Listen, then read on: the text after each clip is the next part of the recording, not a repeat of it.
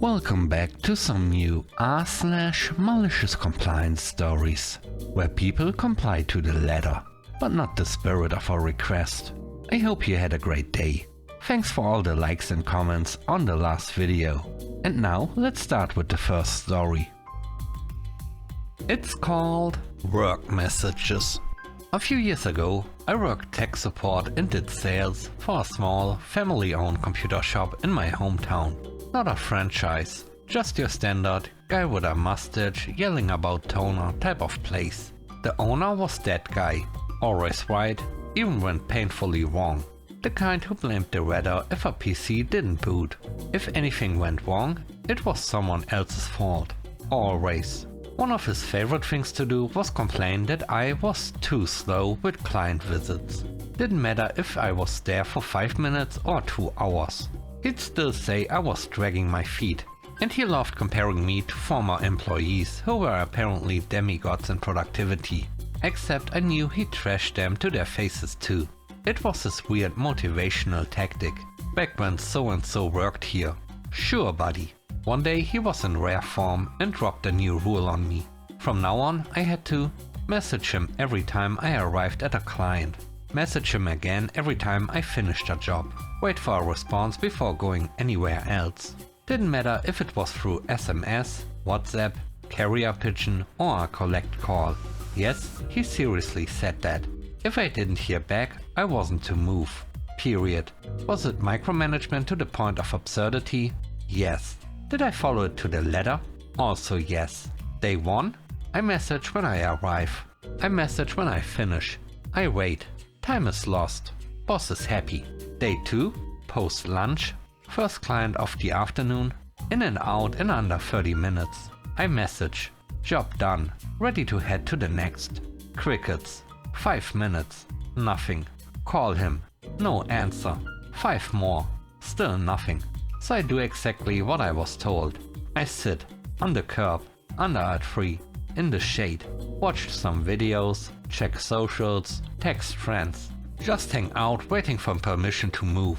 Like a very patient, slightly sunburned Roomba. Almost 3 hours go by. Then my phone rings. Where are you? Still at the first client's place. Still? It's almost closing time. Yep, you told me to wait for your reply. Never got it. Just come back. I walk in and he's practically foaming at the mouth. Why did you take so long? I followed your rules. Waited for your message before moving. You never replied. You could see the flicker in his eyes as his own words came back to haunt him. He sputtered something about using common sense, which is rich coming from the guy who thought waiting 3 hours on a sidewalk was a good use of anyone's time. Turns out he'd been busy that whole afternoon yelling at contractors renovating his house, and totally forgot about the new system he invented. That rule? Never mentioned again. I went back to managing my own time and getting things done like a professional adult. He still whined that I took too long. But hey, some people just need something to complain about. The next story is called Company Vehicle. I used to work for a small regional sales company, where part of my job was visiting clients scattered across the state. Not glamorous, but it got me out of the office, and I didn't mind the drives. Now, I owned a reliable, well-maintained car. Comfortable, fuel efficient. I kept it spotless, and I knew exactly how it handled. Naturally, I used it for work trips. Even waived the mileage reimbursement half the time. I just liked things working. Enter new management. New guy shows up with a clipboard, a tie too tight, and a head full of policies. One of his very important rules: all work-related travel must be done using the company car. No exceptions. No discussions. Policy is policy. I politely explained I preferred my own car. Offered to waive any mileage reimbursement. Told him flat out the company car was a jalopy. He didn't care.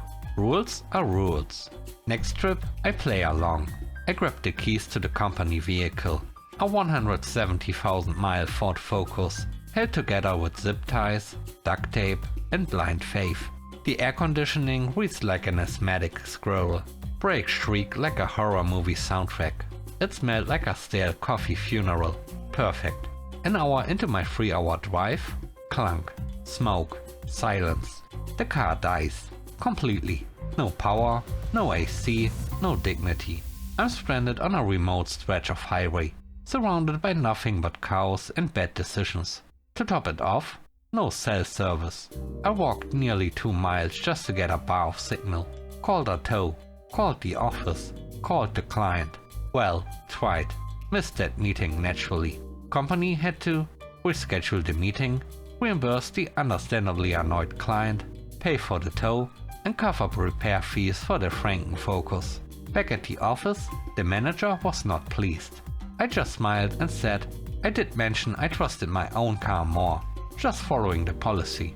The must use the company car rule quietly disappeared after that, never mentioned again. I went back to using my own vehicle, and no one ever said a word. The third story is called No One Cares. Years ago I made a critical error in judgment. I rented a house that was under the benevolent control of an HOA. The house wasn't owned by a private landlord. It was managed by a company we'll just call City Name Properties. That's right, they bought up homes inside HOAs and rented them out. What could go wrong? From day one, things were murky. We were told we must follow all HOA rules. But we weren't members of the HOA. So, no, we weren't allowed to see the rules. Couldn't speak to the HOA directly either. But don't worry, they said. Most tenants never hear from them. I heard from them on day one. I showed up at the house to move in and was immediately told I'd been fined $100 because my trash cans were visible from the street. The city had delivered the bins 2 days before I even had keys, placing them in the backyard, which, again, I couldn't access.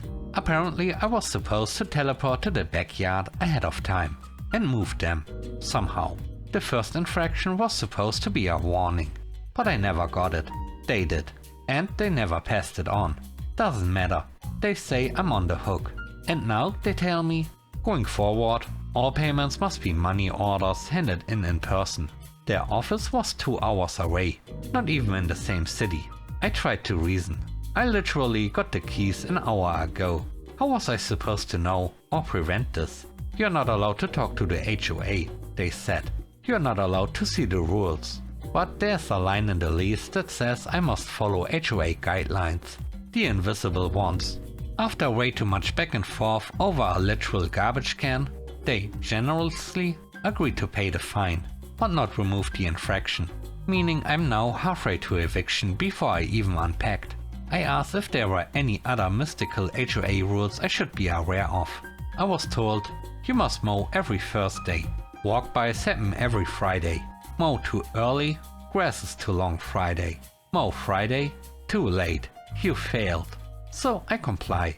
I mow every Thursday, like clockwork. Didn't talk to neighbors, didn't make noise, stayed invisible.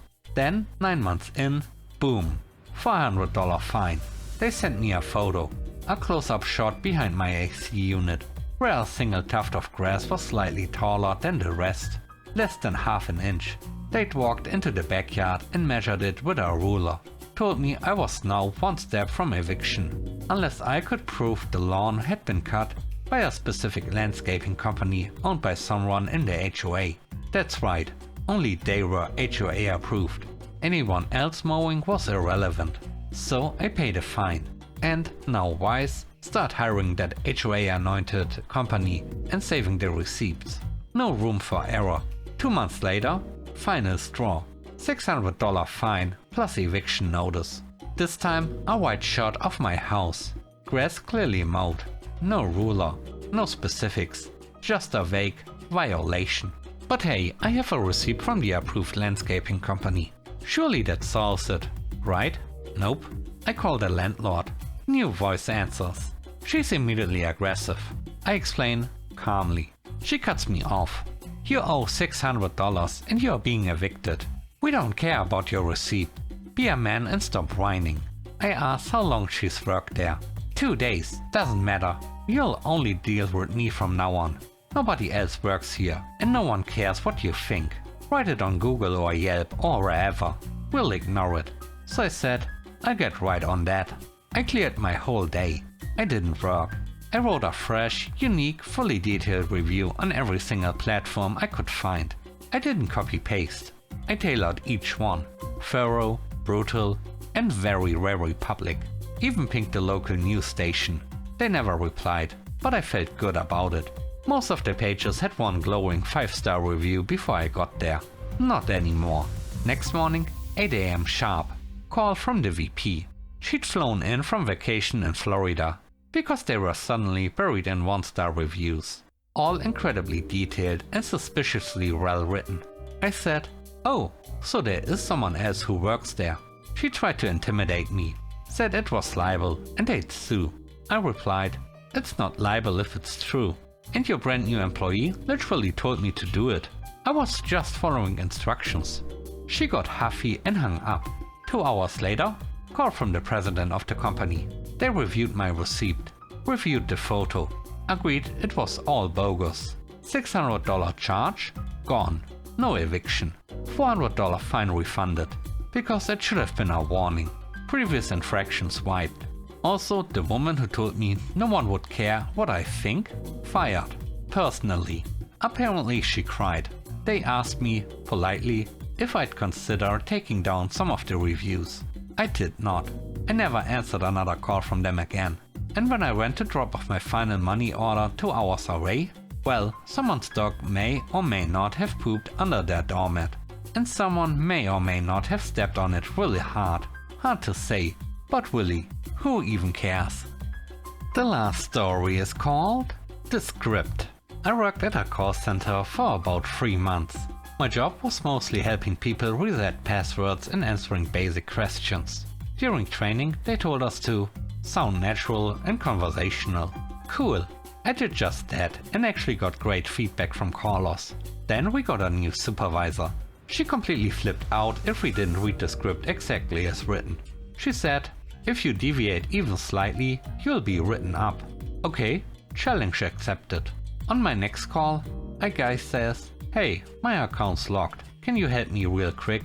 I respond, switching into full robot mode. "Hello, thank you for calling. My name is this, and I hope you're having a wonderful day.